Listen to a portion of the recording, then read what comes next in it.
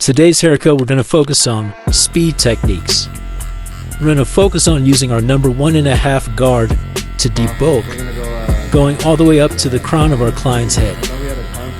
Debulking is going to allow us to be able to see what we're doing while we're working through this fade. We're going to go ahead and set up our first guideline, creating 3 different sections. We're using our trimmer and we're keeping our guideline low because my client wants a mid to low drop fade. We're going to use our shaver here to take it down to skin level. If you see any lines, go down with the shaver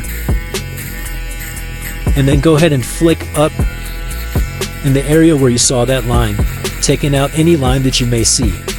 As you can see, now we have the 3 different sections. We've completed phase 1 of the haircut by debulking and creating 3 different sections.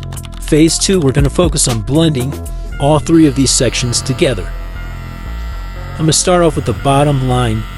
We're going to use the no guard and open the lever up halfway, and we're actually going to create another section here. As you can see, I'm going up about the width of the blade on the clipper. You want to create another section, and we're stretching out the fade here to make it easier for us to blend each section together. Take your time, make sure your work is clean and neat. The more neat you are, the easier it's going to be to blend the haircut. You see, we have our sections created, and now it's time to blend each section together. It's only going to require 2 guards to blend all of these sections together. That's our half guard and our number 1 guard. We're focused on this bottom line here. I'm going to use no guard with my lever closed. This would be a number 0. We're blending that sub-0 into the half. So we're using any number in between that, which is the no guard. I'm using the lever closed, and I'm getting rid of that initial line on the bottom. As you can see, it's creating another line. What we're going to do to get rid of this line is I'm going to adjust my lever. I'm going to go ahead and move it midway, and I'm going to focus on continuing to rub that line out.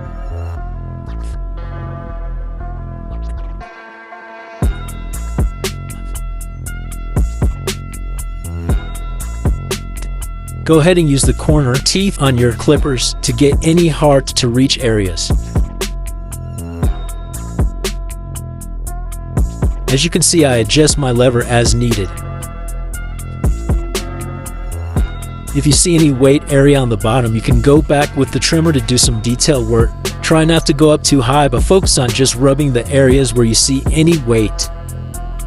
You can see I'm just simply doing detail work, focused on the little dark spots.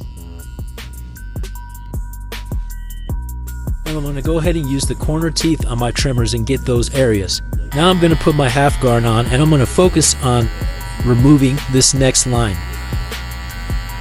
This is a half, and we're blending into a 1.5, so I'm going to use my half guard and my number 1 to blend this line out.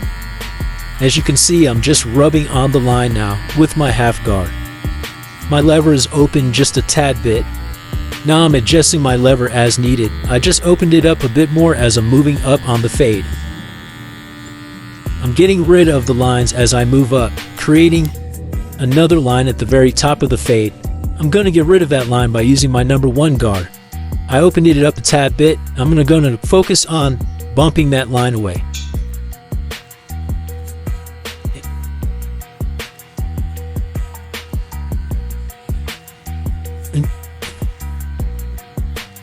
Adjust your lever as needed here. Always go back and do any type of detailed work that you may need to do to make the fade as smooth as possible. Remember, this technique is predicated on speed. We started off by debulking. We created sections and then we blended each section together. Pro tip here, use some hairspray, spray it along the edge up and allow it to dry. This is going to help hold the hair in place while you're creating your client's edge up. Using the corner teeth on my trimmer, I'm going to start my guideline for my edge up.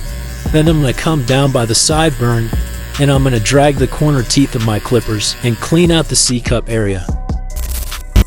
This last line will be removed using a clipper over comb technique.